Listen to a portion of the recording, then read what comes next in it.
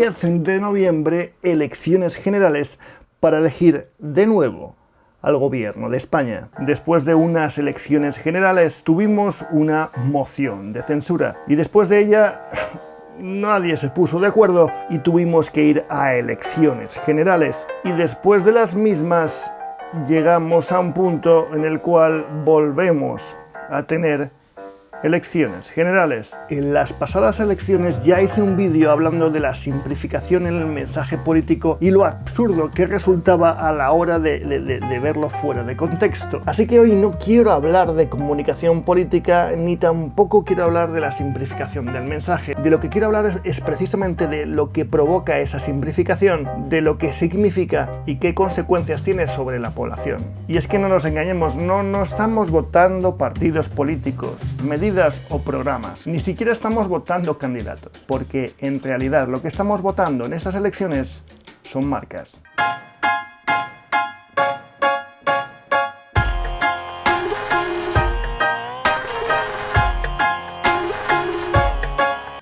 La verdad es que no pensaba grabar este vídeo sin un guión predeterminado y sin una producción demasiado elaborada, porque creo que es muy necesario. Y antes de empezar tenemos que explicar lo que es una marca. Una marca al final no es más que una sensación irracional conectada con emociones esenciales que construyen un concepto en nuestra cabeza. A ver, hay cientos de descripciones sobre lo que es una marca. Yo me quedo con la sensación que tiene la gente al ver tu producto, tu servicio, la sensación que tiene cuando interactúa con él, cuando habla del mismo con el resto de la gente. Eso para mí es una marca. Y es que una marca puede ser parte de nuestra identidad o incluso representar a otras personas en nuestra mente. Y este es un concepto mucho más profundo que los programas políticos, las ideologías o las medidas que se tomen. Y es precisamente este criterio el que se maneja con maestría en comunicación política. Y es que los contextos definen tus necesidades y estas tus decisiones. Y es que al final, cuantos más contextos vayan apareciendo, más razones para definir tus necesidades. Y esta precisamente es la razón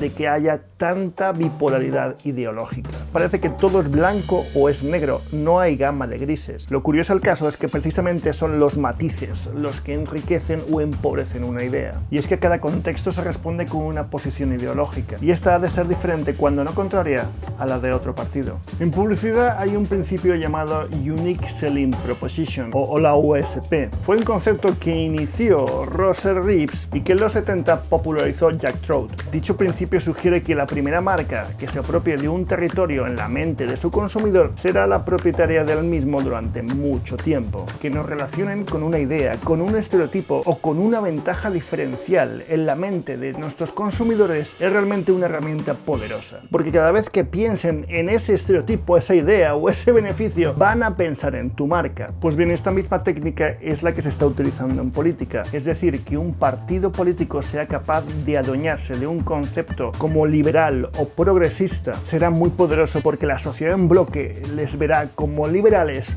o como progresistas, aunque sus propuestas disten mucho de ambos conceptos. Y esto no solamente es poderoso para ellos mismos, sino que además, si consiguen que la sociedad en bloque pueda ver al partido contrario de un modo concreto, estaremos jugando con las percepciones en nuestro favor. Claro que para esto hacen falta jugar mucho y muy bien con toda clase de estereotipos e ideas preconcebidas en la mente de la sociedad. Un estereotipo no es más que una opinión exagerada y con muy pocos detalles que tenemos sobre algo o sobre alguien. Están definidos por nuestros prejuicios y en base a nuestra propia ideología, y la ideología puede cambiar en función de nuestras experiencias con los diferentes acontecimientos y las circunstancias. Los estereotipos y los prejuicios son la base de la USP, de la Unique Selling Proposition. Es decir, que a la hora de emitir un mensaje político los hemos simplificado tanto para adueñarnos de ciertos estereotipos y posicionar tanto nuestras ideas como los partidos contrarios,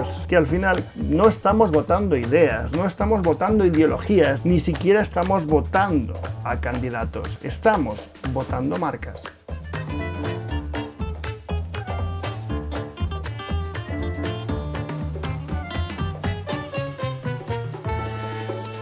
porque al final las marcas apelan y representan emociones, y son precisamente las emociones las que nos impulsan la acción, las que nos hacen movernos. Por eso vemos campañas exageradas en modos, en estilo, en tonos, todo ideado para generar más intensas emociones y de ese modo simplificar la toma de decisión a la hora de votar. Porque al final cuando hablamos de política estamos hablando de emociones y estas emociones nos nublan la mente a la hora de tomar una decisión completamente racional. Vamos, que votamos con el estómago. Cuando evaluamos la información no la hacemos en base a los acontecimientos, a la realidad, a los hechos, lo hacemos en base a nuestras creencias. Y un mismo acontecimiento puede ser interpretado de maneras completamente diferentes en función de qué partido político te represente. Y es que al final las emociones nublan los razonamientos de los más acérrimos. Y para esto está la neurociencia, que ha comprobado cómo partidarios de uno u otro partido escuchan la misma información para establecer conclusiones completamente diferentes. Hay un estudio muy curioso de la Universidad de Emory en Estados Unidos en el 2004 que reveló que cuando se trata de formar opiniones sobre cuestiones políticas, los acérrimos a un partido u otro no permiten que la realidad, o sea, los hechos, se interponga a la hora de tomar una decisión. Aunque es muy chulo, no me voy a enrollar demasiado con ese estudio, os dejo abajo en la información del vídeo el link directo por si queréis leerlo. El equipo científico lo que hizo fue, durante 3 meses, realizar neuroimágenes funcionales, las llamadas fMRI, que al final lo que revela es cómo el cerebro se activa o se desactiva en función de lo que estés haciendo. Llegaron a la conclusión de que cuando se hablaba de política, las emociones tenían un gran peso específico en dicha tarea, puesto que se activaba una red de circuitos neuronales relacionados con las emociones y la resolución de conflictos. Vamos, que a los participantes lo que hicieron es tener una conclusión completamente sesgada de lo que estaba ocurriendo, ya que estaban ignorando los hechos, los factores que iban en contra de sus ideas para reafirmarlas mucho más. Así que en lugar de evaluar de forma racional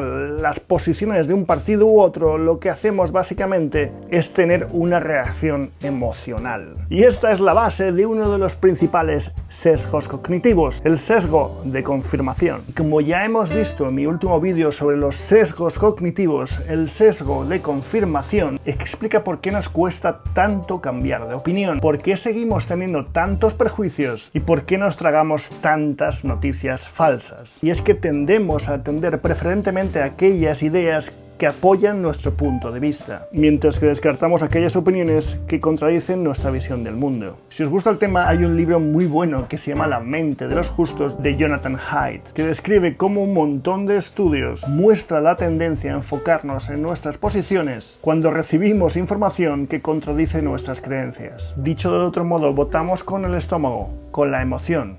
Votamos marcas, no partidos.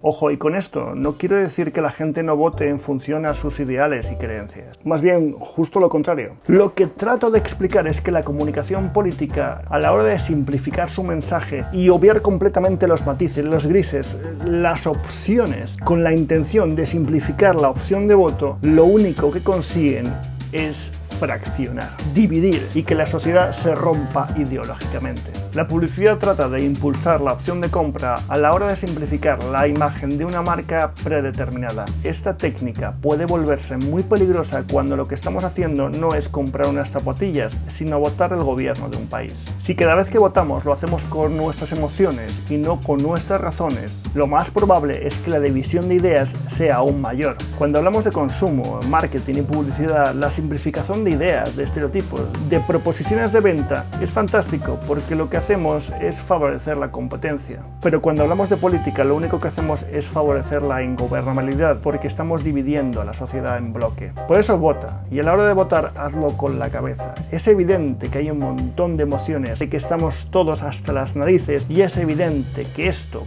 cansa mucho. Pero como volvamos a hacer lo mismo que hicimos la otra vez y la otra vez, lo más probable es que esto entre en un bucle eterno que no nos lleve a ningún lugar. También es evidente que hay mucha culpa, por no decir que la gran culpa de los políticos, pero esto es otro vídeo para otro tipo de canal y ¿qué queréis que os diga? Es muy tarde. este vídeo ha sido improvisado, ya se me ha hecho la 1:20 de la mañana y me toca editarlo. Así que si os ha gustado este vídeo, por favor, darle al like. Si tenéis algo que decir, comentármelo abajo, que siempre respondo. Y si creéis que vale la pena, compartirlo en las redes sociales. Hasta la semana que viene.